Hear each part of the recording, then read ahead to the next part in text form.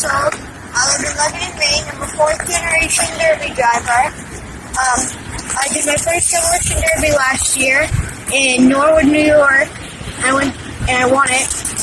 And then since then, I've done 2 more derbies, and I won them both. I have 2 more derbies in New York, which are what these 2 cars are for. Come this season, we're painting both of them with puzzle pieces, like I did last year. Each puzzle piece is $20, roughly 12 inches in size. You can put your name, a business name, or even just like a home note if you want me to look back at it. Or look back at it later. I owe a huge thank you to Danny Gill. Without his support, I wouldn't have made it this far.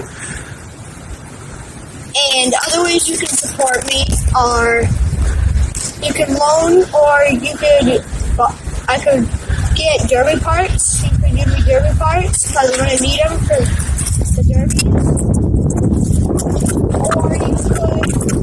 Or just by simply liking and subscribing on this video. Or you could give me 20, or you could just buy the puzzle pieces. Everything helps.